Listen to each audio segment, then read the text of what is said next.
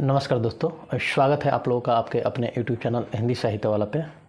और जैसा कि आप लोग देख रहे हैं, हिंदी साहित्य दृष्टि पब्लिकेशन की बुक है यूजीसी नेट जेआरएफ के लिए। तो हम आज ये बात करेंगे कि क्या ये बुक यूजीसी नेट की तैयारी के लिए सफिशिएंट है या इस बुक के अलावा भी हम लोग की और भी पुस्तकें पढ़नी पड़ेगी। ठीक है, और चूँकि क्या ये बुक बाकी बुक की अपेक्षा सबसे बेस्ट है, तो इन सारे पहलुओं पर हम लोग बात करेंगे। और ये जो आप लोगों के सामने पुस्तक है, ये चतुर्थ संस्करण है, जो सबसे लाटेस्ट अभी एडिशन है दृष्टि पब्लिकेशन का हिंदी नेट जेआरएफ के लिए, वो बुक है। तो चलिए हम लोग देखेंगे और देख रहे हैं कि इस बुक के अंदर क्या है और कौन कौन से टॉपिक इसमें कवर किया गया है, और क्या यही एक बुक है जिसको पढ़ के हम लोग सफलता पा सकते हैं नेट जेआरएफ में, या इसके अलावा भी और भी बुक पढ़नी पड़ेगी, या बाकी बुक की अपेक्षा जो मार्केट में आती है उनसे कैसे ये बेहतर है। तो चलिए हम लोग आज इस बुक का रिव्यू करेंगे। तो सबसे पहले देखते हैं हम लोग कि इसमें कंटेंट जो है उसमें कि कहाँ कहाँ तक इसको कवर किया गया है। तो आइए हम लोग देखते हैं कि किस किस कंटेंट पे बात की गई है इस पुस्तक में। तो सबसे पहले आप लोग देख सकते हैं इसमें जो हिंदी नेट जेआरएफ के जो सिलेबस है, तो इसमें सिलेबस के हर पहलू को कवर किया गया है। जैसे आप लोगों के सामने है, देख सकते हैं यहाँ पे हिंदी भाषा और उसका विकास। उसके बाद जो सेकेंड इकाई है हिंदी साहित्य का इतिहास और गद्य विधाएं, और उसमें जो भी पॉइंट पढ़ने हैं सबको दिया गया है, जैसे भक्तिकाल, रीतिकाल, आधुनिक काल। और इसके अलावा जो देख सकते हैं यहाँ पे इकाई 4 है वैचारिक पृष्ठभूमि, जो तीसरी इकाई भी है यहाँ पे सबसे ऊपर देख सकते हैं यहाँ पे भारतीय काव्यशास्त्र। तो सभी पहलुओं पे दोस्तों इस पुस्तक में बात की गई है। और अंततः जो हम लोग का खंड सेकेंड में, जो खंड सेकेंड में कविता है, उसके बाद उपन्यास है, कहानी है, उसके बाद नाटक है, निबंध है, और इसके अलावा अन्य गद्य विधाएं हैं, देख सकते हैं आप लोग। तो सभी पहलुओं पर इस पुस्तक में अच्छा सा एक कंटेंट दिया गया है।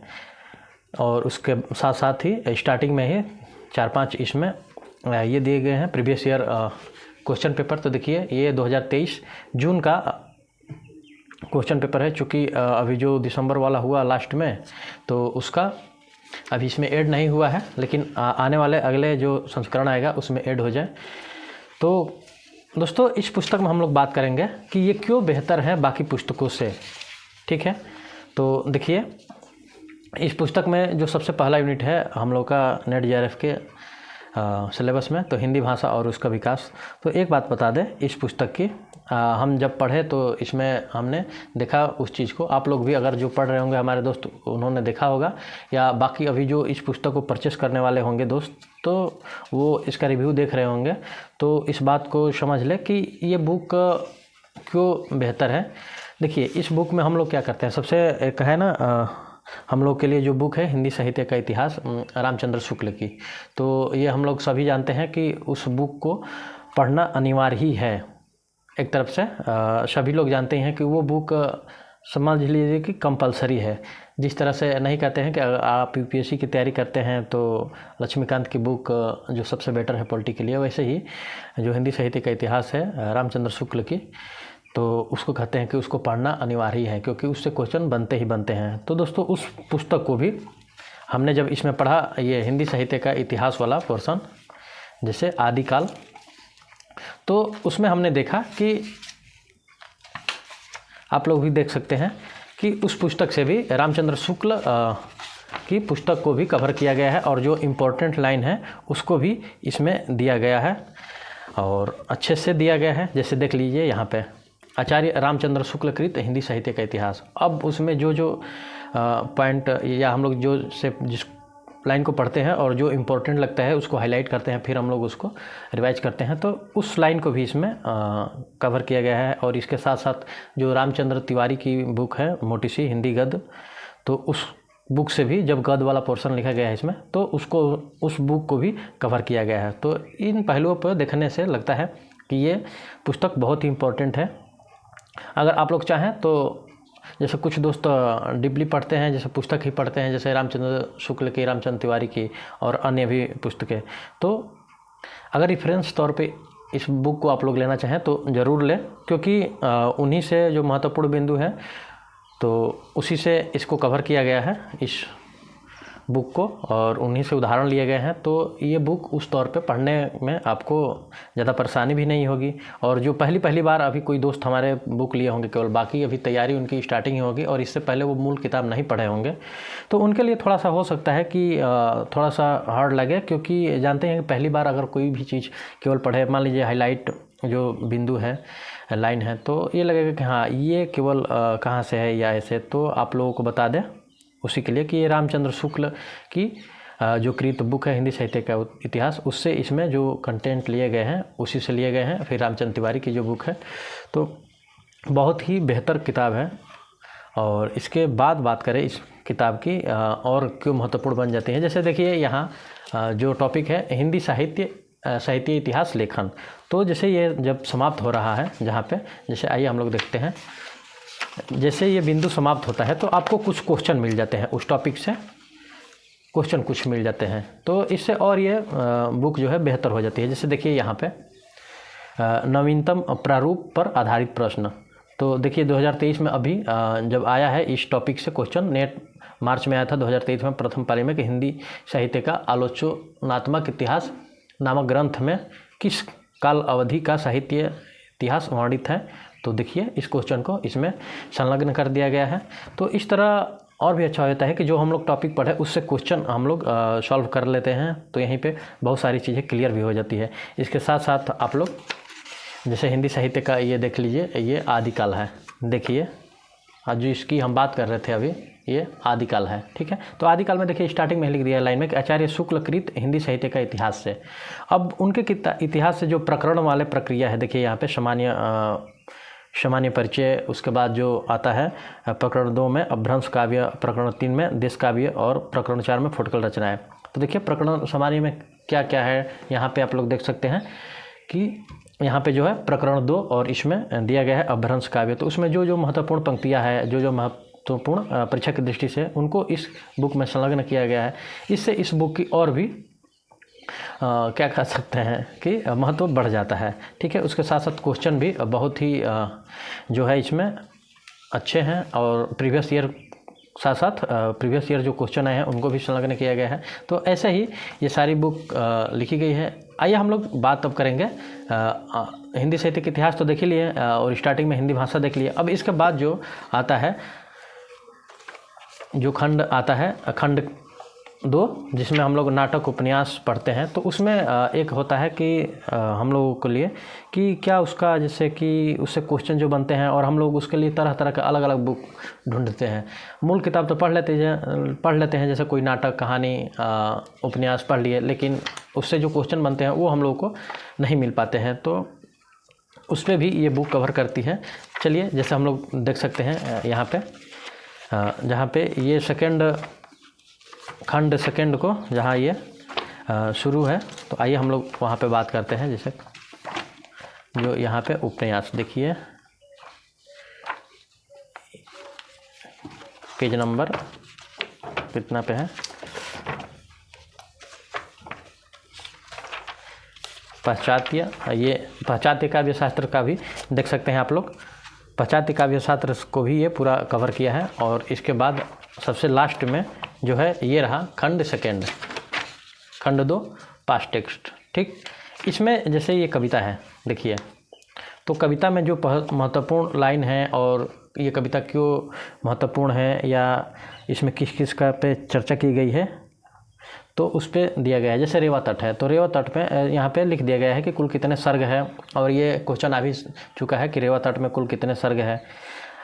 प्रीवियस ईयर क्वेश्चन पेपर में आप लोग देख सकते हैं। और देखिए उल्लिखित स्थान, ये भी एक बार आया है क्वेश्चन, तो उल्लिखित स्थान जितने हैं सबका यहाँ पे इसमें चर्चा किया गया है इस पुस्तक में। उसके बाद जो महत्वपूर्ण काव्य पंक्तियाँ हैं उनको भी साथ साथ में देख सकते हैं, दोहा, कवित, अरिल, तो इन सब पे चर्चा किया गया है इस पुस्तक में। आइए एक और हम लोग कविता के जरिए, दूसरे कविता के जरिए हम लोग उसको अच्छे से और समझते हैं। जैसे कि देख सकते हैं आप लोग यहाँ पे जैसी ग्रंथावली, ये देखिए जो जैसी ग्रंथावली है संपादक रामचंद्र शुक्ल की, तो इसमें जो महत्वपूर्ण पंक्ति है और ये क्यों इतना महत्वपूर्ण है, जैसे आचार्य रामचंद्र शुक्ल द्वारा पद्मावत का 30वां खंड जो है नागमती वियोग खंड हम लोग को जैसे ग्रंथावली से पढ़ना है अपने सिलेबस में। तो इस पे पूरा इसमें विस्तृत दिया गया है कि उसमें क्या महत्वपूर्ण है, विशेषता क्या है इस पे, और साथ साथ नीचे देख सकते हैं उस कविता का कथासार भी दे दिया गया है। अब हम लोग आगे बढ़ते हैं। देखिए जो महत्वपूर्ण पंक्ति है यहाँ पे, जैसे यहाँ पे नागमती वियोग खंड से हैं तो देख सकते हैं वो पंक्ति भी दिया गया है और नीचे उसमें जो शब्द है उनका यहाँ पे अर्थ भी दे दिया गया है। तो इस तरह इस बुक का दोस्तों जो चीज़ है और भी महत्वपूर्ण बन जाती है जो इसमें मटेरियल दिया गया है। तो हमारी तरफ से तो यही है कि आप लोग जो दोस्त बुक लेना सोच रहे हो तो वो आंख बंद करके ले ले और पढ़िए। बहुत ही महत्वपूर्ण बुक है। जो हमारे दोस्त रामचंद्र शुक्ल की बुक, रामचंद्र तिवारी की बुक पढ़ चुके हैं और रेफरेंस तौर पे कोई बुक खोज रहे हो तो आपको इस बुक को एक बार देखना चाहिए ज़रूर। जाके मार्केट में अगर बुक है आप लोगों के आसपास तो बुक की दुकान तो आप लोग जाएं, एक बार वहाँ पे देख ले ज़रूर। और उसके बाद अगर आप लोगों को बुक अच्छी लगती है जैसे देख लीजिए, ज़रूर लीजिए। जैसे ये उपन्यास, हिंदी उपन्यास, देखिए अब हिंदी उपन्यास से हम लोग क्या करते हैं कि पूरा उपन्यास तो पढ़ते हैं, मान लीजिए अगर समय है तो पढ़ते हैं, अगर समय नहीं है तो फिर भी उससे उपन्यास हम लोग को क्वेश्चन तैयार करना ही है।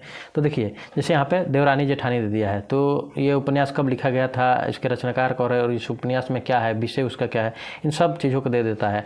उसके साथ साथ नीचे देखिए जैसे उसके मुख्य पात्र दे देता है और पात्र में कौन कौन से हैं ये भी दे देता है। और जैसे दौलत राम दिया है तो लाला सर्व सुख का बड़ा बेटा पिता के व्यवसाय में सहयोग करता है।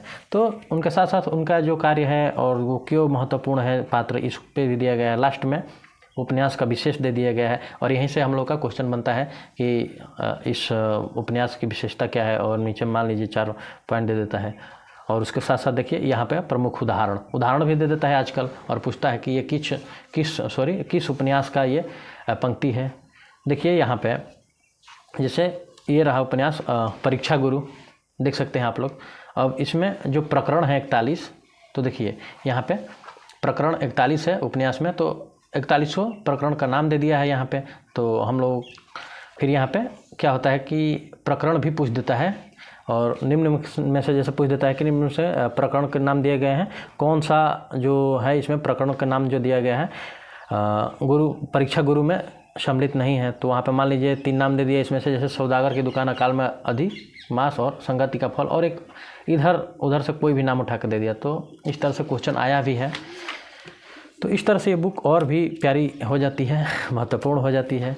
और आइए हम लोग उपन्यास के बाद थोड़ा सा कहानी वाले पोर्शन पर भी देख लेते हैं कि किसी कहानी को उठा के कि कहानी के लिए यहाँ से कहानी में जो क्वेश्चन हम लोग आते हैं उसको कवर कर रही है कि नहीं बुक। तो देख लीजिए यहाँ पे है सबसे पहला कहानी चंद्रदेव से मेरी बातें, बंग महिला की जो कहानी है। तो देखिए यहाँ पे पृष्ठभूमि दे दिया है कि कब प्रकाशित हुई थी और उसका जो भी है विशेषता। उसके बाद कहानी के भीतर आए जो विषय हैं ये आता ही है क्वेश्चन पेपर में, तो ये भी दिया गया है। और इसके साथ अब उसके पात्र का नाम दे दिया गया है, कुछ प्रमुख यहाँ पे उदाहरण देख सकते हैं। तो इन तमाम पहलुओं पर दोस्तों इस पुस्तक में बात की गई है। देखिए एक टोकरी भर यहाँ पे मिट्टी है, माधव सापरे की पृष्ठभूमि, विशेषता, पात्र, तो इन सारे चीज़ों पे इस पुस्तक में कवर की गई है। तो कहते हैं ना कि 10 बुक पढ़ने से अच्छा है एक बुक को 10 बार पढ़ें। तो दोस्तों इस तरह से कह सकते हैं कि अगर रेफरेंस तौर पे इस बुक को पढ़ रहे हैं आप तो सबसे बढ़िया है, क्योंकि इस बुक में उन्हीं किताबों से चीज़ें ली गई है जो हम लोग पढ़ते हैं, जिसको बाकी लोग कहते हैं कि ये अनिवार्य बुक है पढ़ने के लिए, जैसे रामचंद्र शुक्ल की बुक, रामचंद्र तिवारी की बुक, और जहाँ से क्वेश्चन अच्छे खासे बनते हैं और हम लोग को मिलते हैं। तो दोस्तों ये रहा इस किताब के बारे में। इस किताब की प्राइस के बारे में बात करते हैं। तो चलिए प्राइस के बारे में भी बात कर लेते हैं, क्योंकि एक चीज़ तो हम लोग छोड़ ही दिए। तो अब जो नई बुक आई है दोस्तों इसमें 799 रुपया लिखा है इस पर, यहाँ पे देख सकते हैं आप लोग, जो सबसे नई संस्करण है यहाँ पे सितंबर 2023 की। तो अब आप लोग जाएंगे दुकान पे तो जितना % डिस्काउंट हो तो उस डिस्काउंट के अनुसार इस पुस्तक का प्राइस होगा। तो ये रहा दोस्तों आज का हम लोग का दृष्टि की जो पब्लिकेशन की बुक है हिंदी नेट JRF के लिए, तो उसका रिव्यू। आप लोगों को रिव्यू कैसा लगा हमें कमेंट बॉक्स में ज़रूर बताएं, और वीडियो अच्छी लगी हो तो आप लोग चैनल को लाइक, सब्सक्राइब और शेयर ज़रूर करें। और हिंदी साहित्य से नेट JRF में और अलग तरह की कोई भी क्वेश्चन हो तो आप लोग हमारे इस चैनल पे मैसेज कर सकते हैं, हमसे पूछ सकते हैं। तो आज के लिए इतना ही दोस्तों, धन्यवाद।